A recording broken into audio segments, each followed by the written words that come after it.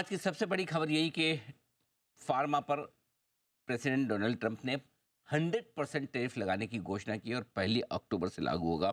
आइए जानते हैं कि देश के फार्मा सेक्टर पर किस तरह का असर पड़ेगा। जाने माने फार्मा कॉर्पोरेट लीडर और हमारे साथ कार्यक्रम में शामिल हो रहे हैं वोकहार्ट लिमिटेड के फाउंडर चेयरमैन हबीब खुराकीवाला साहब। सर गुड मॉर्निंग, बहुत बहुत स्वागत है आपका। धन्यवाद सर जी बिजनेस को समय देने के लिए। सबसे पहले बताएं सर कि किस तरह से आप इसका इम्पैक्ट देखते हैं पूरी इंडियन फार्मा इंडस्ट्री पर, जो ट्रम्प साहब 1 अक्टूबर से 100% टैरिफ लगाने का आप प्लान कर रहे हैं। क्या असर होगा sir? Good morning to you and everyone. Uh, the- ये जो टैरिफ लगाया है नया ड्रग के लिए 100% for branded and new molecule. पहले मैं वोकाट की बात करूंगा और फिर फार्मा इंडस्ट्री की बात करूंगा कि वोकाट में वो एक एक्स्ट्रा प्रोविजन है उसमें कि जो अमेरिका को में बनाने की कोशिश करेगा, ग्राउंड ब्रेकिंग करेगा, तो उसको ये टैरिफ नहीं लगेगा। एंड हमारा प्रोडक्ट मार्केट में आने के लिए अबाउट 15 से 18 महीना है। तो हम यूएस मैन्युफैक्चरिंग बनाने की कोशिश कर रहे हैं। तो हम यूएस में बनाएंगे तो जेनिक के लिए या फर्स्ट ड्रग जो है उसमें तारीफ नहीं लगेगा। दूसरा, इंडस्ट्री के लिए एज अ होल इंडस्ट्री को सोचना पड़ेगा कि ब्रांडेड प्रोडक्ट हो, नया प्रोडक्ट हो, कैसे यूएस में बनाने का। और ये 100% टैरिफ तो अभी लगाया है। इसका मतलब यही होता है कि पूरा मल्टीनेशनल कंपनीज जो है यूएस की, यूरोप की, दुनिया की, जापान की, वो सब पे 100% टैरिफ लगेगा जो यूएस में नहीं बनाते हैं। टुडे ज्यादा ज्यादा और से मेडिसिन यूएस में नहीं बनती है। तो वो तो देखना पड़ेगा वो क्या होता है प्रोडक्ट यूएस में बनाने का। एंड पॉलिटिकली ऑल्सो ये बहुत लार्ज कंपनी है, उसका पूरा बहुत वाशिंगटन डीसी में इन्फ्लुएंस है। तो अल्टीमेटली क्या रिजल्ट आता है वो टाइम बताएगा। अ, एक बात और समझाएं सर कि क्या ये समझना ठीक है जेनरिक मेडिसिन जो भी हैं उस पर ये रूल एप्लीकेबल नहीं होगा, सिर्फ ब्रांडेड और पेटेंटेड पर ही होगा? ये बिल्कुल सही बात है हम्म। कि जेनेरिक मेडिसिन पे ये रूल नहीं होगा। सो इंडिया की फार्मा कंपनी ज़्यादा जेनरिक एक्सपोर्ट करती है, वॉल्यूम हमारा ज़्यादा है, वैल्यू कम है, तो कंपैरेटिवली क्या हमारे यहाँ इम्पैक्ट लिमिटेड है सर? जो जेनेरिक कंपनी है उसके लिए कोई इम्पैक्ट नहीं है।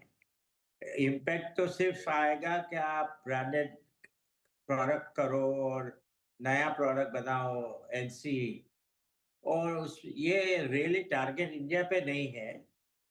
ये टारगेट रियली अमेरिकन कंपनी और ग्लोबल रिसर्च कंपनी पे है। ओके।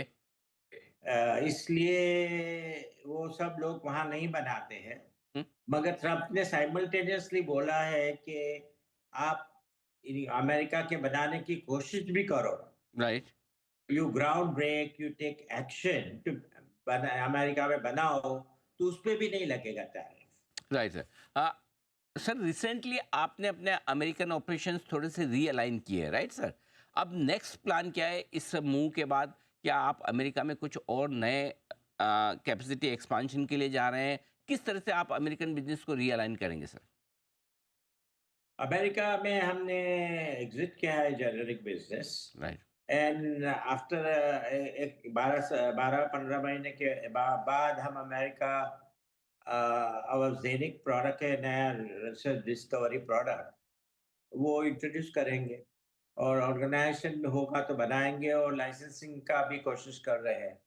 तो दोनों में से जो बिजनेस वाइज सुहद लगेगा वो करेंगे हम। सर आप बड़े लीडिंग कॉरपोरेट लीडर हैं और फार्मा इंडस्ट्री की आपको बहुत लंबी बड़ी गहरी समझ है। इंडिया को क्या कुछ करना चाहिए इस वक्त पॉलिसी लेवल पर, जिससे कि इंडिया की फार्मा कंपनियों का एक्सपोर्ट अमेरिका को बना रहे? अगर हम इस मौके को अपॉर्चुनिटी देखें, किस तरह से हम अपना बिजनेस अमेरिका में फार्मा एक्सपोर्ट के तौर पर बढ़ा सकते हैं? ऐसा क्या करना चाहिए? से इंडिया को अमेरिका में तो बहुत अच्छा किया है और इंडिया को ये सोचना चाहिए, फार्मा इंडस्ट्री के लिए मैंने ये प्राइम मिनिस्टर से भी बात की थी कि इंडिया को इनोवेशन हब बना सकते हैं, रिसर्च और डेवलपमेंट का हब बना सकते हैं। क्योंकि मैं हमारा वोकाट का एग्जांपल ही दूं कि हमने 25 साल पहले ड्रग डिस्कवरी एंटीबायोटिक पे की प्रोग्राम। अभी अब 6 प्रोडक्ट यूएस एफडीए ने फास्ट ट्रैक दिया है हमारे अप्रूवल देने वाले। और दुनिया में देखें तो कोई कंपनी नहीं है, we are the most successful drug discovery company.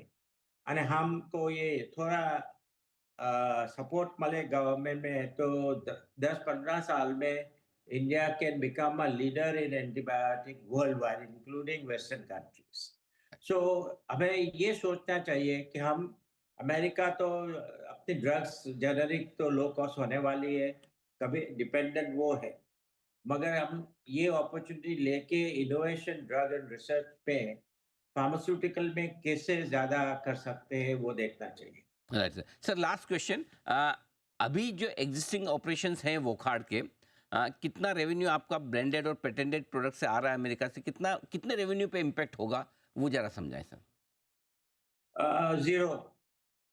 Okay. America से आज बिल्कुल पेटेंटेड प्रोडक्ट का रेवेन्यू है ही नहीं हमारे पास हम्म। बेसिकली। और जो था जेनेरिक का वो भी कम खत्म हो गया है।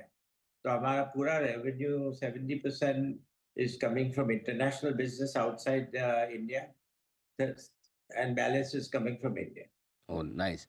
सर यही प्रॉब्लम है कि मार्केट बिना सोचे समझे रिएक्शन देता है। Say I mean stock is 6-7% down but zero revenue from America. So कोई क्वेश्चन ही नहीं है।